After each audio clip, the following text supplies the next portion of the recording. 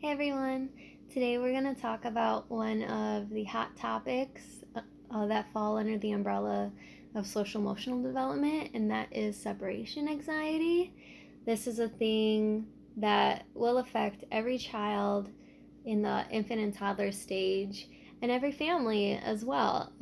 But first, a little definition of social emotional development. This is the learning domain that deals with learning about ourselves and others. So this includes learning how to interact. It includes learning the appropriate standards that society sets.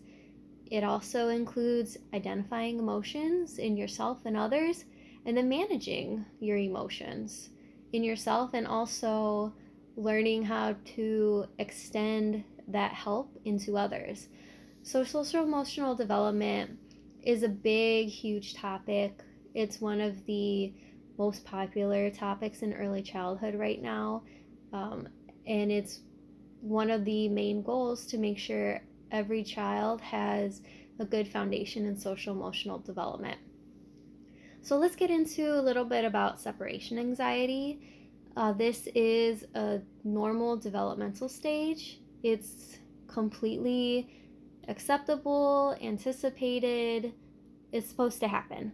It typically peaks around 9 to 18 months of age, but it also varies depending on the child's developmental level and any environmental situations. It can either push it a little ahead or make it stay a little longer. And it also varies in like the length. It's peaks like per child. Sometimes it's few months, sometimes it can be a year.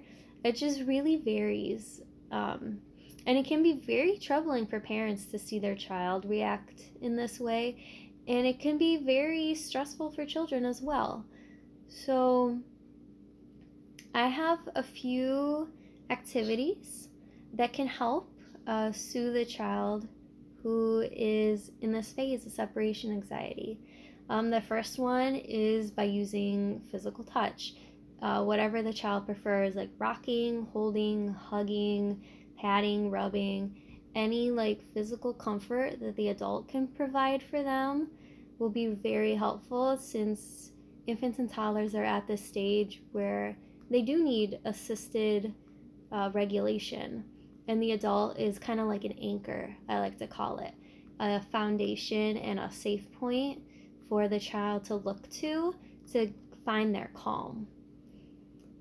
So like their emotions are like the storm, and they look towards the adult to be the calm and help them regulate what they're feeling.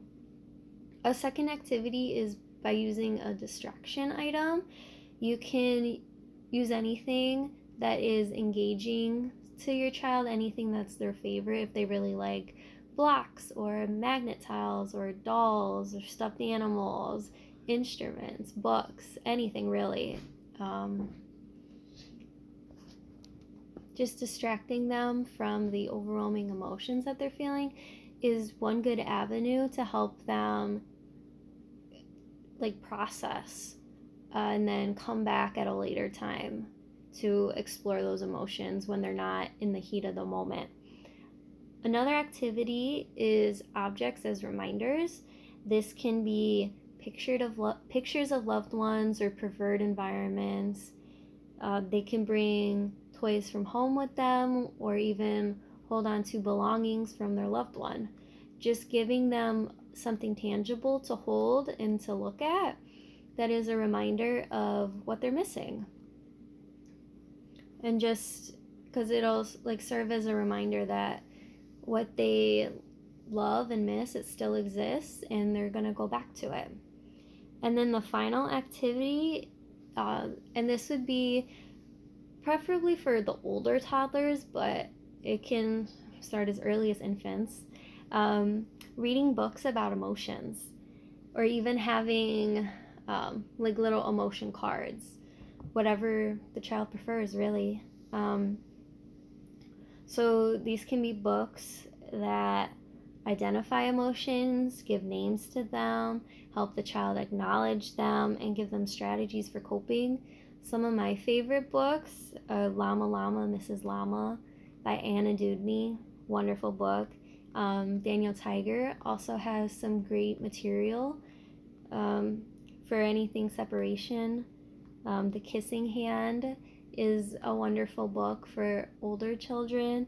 And then Karen Katz, she has some wonderful board books on different emotions, and just giving your child the chance to explore their emotions, see tangible images of what an emotion looks like, and then even having a mirror while you're reading the books and having them practice the different faces will help them understand what the emotion looks like and what it looks like in themselves.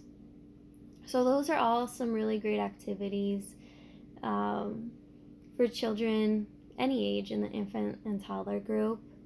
And then I also have some 6 quick tips for parents to help ease any separation anxiety. The first one is to have a quick goodbye ritual. This can be anything as simple as a high five and a hug, or 3 kisses in a row.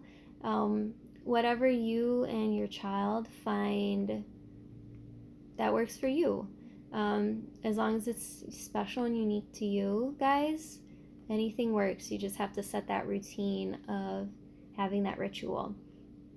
And then the second one is to be consistent with that ritual. Make sure you use it at pretty much every goodbye, even if it's just the longer goodbyes. Once your child knows to expect it, they'll know the separation is coming, but they'll also know that the reunion is coming after that. The third one is to give attention and affection to your child as you're saying goodbye. Make sure your focus is on them, not on your phone or other people. Just give your child those moments that's just on them, because the saying goodbye is one of the hardest things they do with you, and just making sure that they feel seen and valued and validated in their moments of sadness and loneliness. That's so important. The fourth one is to keep boundaries and set standards. If you say you're going to set a timer and leave in 2 minutes, you kind of have to stick to that under most circumstances. If you're really lenient with your goodbyes, then they kind of, I don't want to say push more and more, but they're not used to the consistency of a routine, and it will throw them off, and they'll be even more upset and confused. So the fifth one is to set your return time in terms that your child understands. If you're leaving for a few hours, let them know they'll do this activity, that activity, that activity, and then you'll return. If you're dropping them off at a babysitter or a child care center for the day, let them know that you'll be there after lunchtime and after nap time, or whatever the schedule may be. Just make sure your child, since they're at this age, they don't understand time yet, or at least time as we know it on a clock face. Give it to them in time that they understand that's tangible and meaningful to their lives. And the sixth and final one is practice being apart and building up that tolerance. Start with small departures and then build up. If you're going to send your child to a child care facility or a nanny for a day, start small. Start an hour at a time, then 2 hours at a time, 3 hours. Build up over time to help your child adjust to being without you.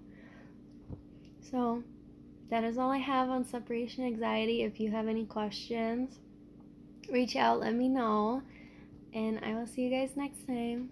Bye.